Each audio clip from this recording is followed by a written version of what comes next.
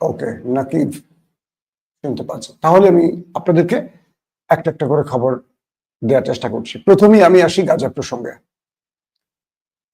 2 বছরের অধিক সময় ধরে ফিলিস্তিনের গাজায় দখলদার বাহিনী হত্যাযজ্ঞ চালাচ্ছে। 57টি মুসলিম দেশের সামনে 200 থেকে 250 কোটি মুসলিমের চোখের সামনে লক্ষাধিক প্যালেস্টাইনি ইতিমধ্যে শাহাদাত বরণ করেছে। অফিসিয়ালি 56 থেকে 57 হাজার হলেও এই সংখ্যাটি কয়েক গুণ বেশি। এটি ফিলিস্তিনে যারা অধিবাসী তারাই বলছেন। এমন বহু ধ্বংসস্তূপ আছে যেখান থেকে উদ্ধার সম্ভব হয়নি। আবার এমন অনেক তথ্য, যে তথ্যগুলো আমরা পাচ্ছি, এই তথ্যগুলো আন্তর্জাতিক গণমাধ্যম সঠিকভাবে জানাতে পারছে না, কারণ যে সংস্থাগুলো সেখানে কাজ করছে তারা সঠিক পরিসংখ্যান দিতে পারছে না। তার মানে আমরা বলতে পারি লক্ষের উপরে এই নিহতের সংখ্যাটা দাঁড়িয়ে গেছে। এখন পর্যন্ত যুদ্ধবিরতির কোনো লক্ষণ নেই। যুদ্ধবিরতি হয়েছিল, তারপর আবারও আক্রমণ। কিন্তু এখন যে পরিস্থিতিটা তৈরি হয়েছে সেটি কি? এতদিন নেতানিয়াহুর বাহিনীকে উপরে ড্রোন উড়িয়ে খুঁজে খুঁজে ফিলিস্তিনিদের মারতে হতো, এখন তাদেরকে ঘর থেকে ডেকে এনে মারছে। কিভাবে? তা প্রথমে তাদেরকে খাদ্য সংকটে ফেলেছে।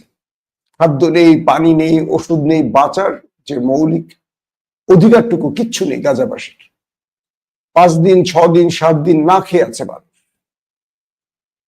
রাস্তায় টুকরো ফেলে দিয়ে নষ্ট খাবার খাচ্ছে, অথবা সবুজ ঘাস পাতা লতা চাবিয়ে খাচ্ছে বাঁচার জন্য গাজার মানুষ। তারপর প্রাণের গাড়ি আসে ত্রাণ দিতে। যখন ত্রাণ দিতে আসে তখন তারা সামনের থেকে হাসতে হাসতে গুলি করে ফিলিস্তিনিদের মারে। প্রতিদিনই 50 জন, 60 জন, 100 জন, 150 জন করে মারছে।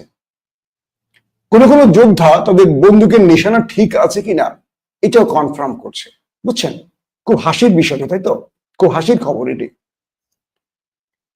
ফিলিস্তিনিরা নারীরা যখন 3-4টা বাচ্চাকে নিয়ে দৌড়ে দৌড়ে খাবারের জন্য আসছে বা খাবারের মিছিল আসছে, তখন দূর থেকে অমানুষগুলো তাদের বন্দুকের নিশানা ভিউ ফাইন্ডার ঠিক আছে কিনা ঠিক করছে গাজার নিরীহ নিষ্পাপ মানুষকে টার্গেট করে।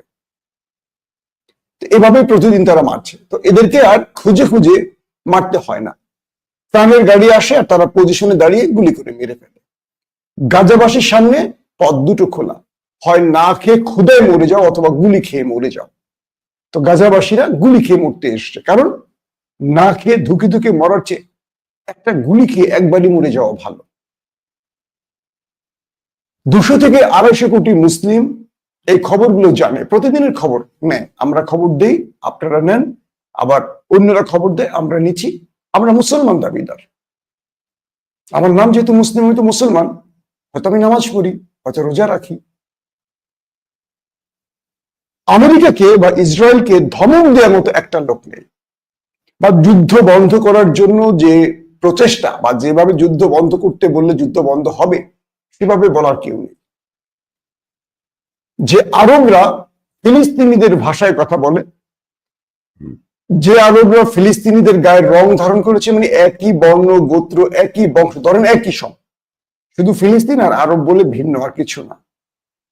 সে আরবরা ক্লাবগুলোতে আনন্দ ফুর্তি করছে, অডেল পেট্রোডলারের গরম গরম টাকা পকেটে, এগুলো নিয়ে যা খুশি তাই করছে। আবার আরবের বাইরে গিয়ে এই জুব্বা আলখাল্লা খুলে বোতলে ঢুকে যাচ্ছে, যা মন চায় তাই করছে। কিন্তু তারা ফিলিস্তিনিদের জন্য কিছু করতে পারছে না।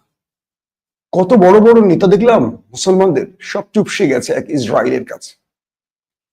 এই পরিস্থিতিতে ডোনাল্ড ট্রাম্প প্রস্তাব পাঠিয়েছেন 60 দিনের যুদ্ধবিরতি। তো ডোনাল্ড ট্রাম্প যে শর্তগুলো দিয়েছেন 60 দিনের যুদ্ধবিরতির, এগুলো মেনে নিয়েছে নেতানিয়াহু, কিন্তু হামাস মানছে না। হামাস বলছে স্থায়ী যুদ্ধবিরতি, কারণ যে 50 জন জিম্মি হামাসের কাছে আছে, এদেরকে নেয়ার পরই আবারও যুদ্ধবিরতি লঙ্ঘন করবেন নেতানিয়াহু। তখন ডোনাল্ড ট্রাম্প বলবে এটাই ঠিক আছে। কারণ হলো দখলের দেশটি গাজায় যে আক্রমণ করছে পশ্চিমা দুনিয়া তাদের তো অনুমতি দিয়ে দিয়েছে, মুখে যাই বলুক অনুমতি দিয়ে দিয়েছে, কারণ প্রতিদিন তারা অজস্র অস্ত্র জাহাজ ভর্তি করে পাঠাচ্ছে। তুমি যদি যুদ্ধই না যাবা, অস্ত্র কেন পাঠাও? এই প্রশ্নগুলো মার্কিন যুক্তরাষ্ট্রকে করার মতো কোনো একটি মুসলিম দেশের প্রেসিডেন্ট নেই যারা বলবে চোখে চোখ রেখে যে তুমি তো যুদ্ধটা করাচ্ছ, তুমি অস্ত্র দিচ্ছ, সব তুমি দিচ্ছ, আবার তুমি বলছো যুদ্ধবিরতি কি করে সম্ভব? তো এখন হামাস বলছে যুদ্ধবিরতি হবে স্থায়ী, তবে তারা রাজি, এবং গাজার দায়িত্ব হামাসের থাকবে। হামাস তার অস্ত্র ফেলে দেবে না, কারণ যে কোনো সময় নেতানিয়াহু প্রতারণা করে আবারও যুদ্ধ চাপিয়ে দিলে তখন প্রোটেক্ট বা প্রতিবাদ করবে কি করে? কোন তত্ত্বাবধায়ক তারা মানবে না যদি সেটা গাজার বন্ধু না হয়। এরকম অনেকগুলো চুক্তি হামাস তুলে দিয়েছে। প্রশ্ন হলো তাহলে কি যুদ্ধবিরতি হচ্ছে নাকি হচ্ছে না? সময় বলা যাবে আসলে কি হচ্ছে। আসছি 2 নম্বর খবরে। 2 নম্বর খবর বলছে চীনে ব্ল্যাকআউট, একটা নতুন অস্ত্র এসছে যেটা নিউক্লিয়ার বা পারমাণবিকের চেয়েও ভয়াবহ। এই বোমাটি কোনো বিস্ফোরণ ঘটাবে না, কিন্তু এটি 1.7